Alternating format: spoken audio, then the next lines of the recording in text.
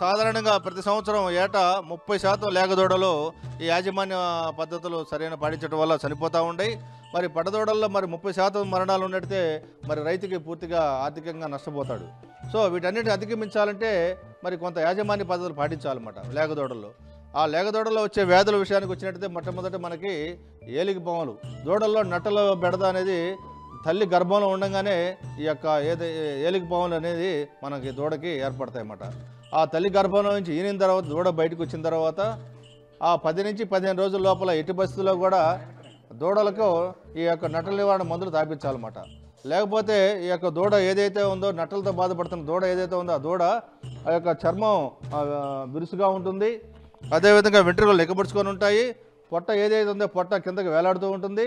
అదేవిధంగా తెల్లగా విరోచనాలు అవుతూ ఉంటాయి. దీంతోపాటు రోజు రోజుకి దాని యొక్క ఎదుగుదలలో కూడా బాగా మనకి తగ్గిపోతూ ఉంటుందన్నమాట.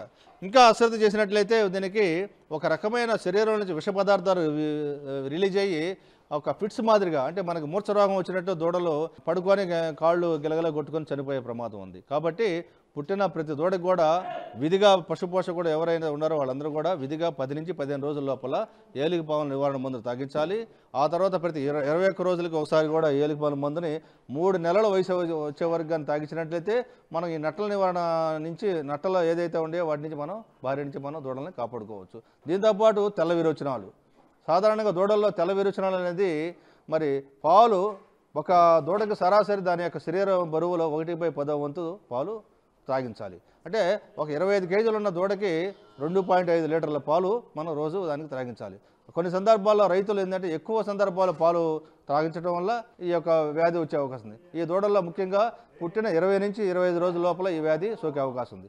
ఈ వ్యాధి సోకిన దూడల్లో తెల్లగా విరోచనాలు, బాగా దుర్గంధంతో కూడిన విరోచనాలు అవ్వటం, మరి పాలు తాగకుండా మెత్తగా ఉండడం, అదేవిధంగా కొన్ని సందర్భాల్లో ఈ యొక్క దూడలు చనిపోయే అవకాశం కూడా ఉంది. మళ్ళీ ఇంకో విషయానికి వచ్చినట్టయితే మనకి ఏదైతే పాలు పొదుగుతో మనం పాలు పిండేటప్పుడు తల్లి యొక్క చన్ను మరి ఆ పొదుగుని కానీ మనం పొటాషియం పరమాంగనేట్ కానీ అదేవిధంగా మనకి యాంటీబయాటిక్ లిక్విడ్తో కానీ యాంటీసెప్టిక్ లిక్విడ్తో కానీ మనం క్లీన్ చేసినట్టయితే మరి ఈకోలై అనే ఒక బ్యాక్టీరియా ఉంటుంది. ఆ ఈకోలై అనే బ్యాక్టీరియా వల్ల మనకి ఈ దూడలకి ఈ తెల్లపారుడు అనే వ్యాధి సోకుతుందన్నమాట.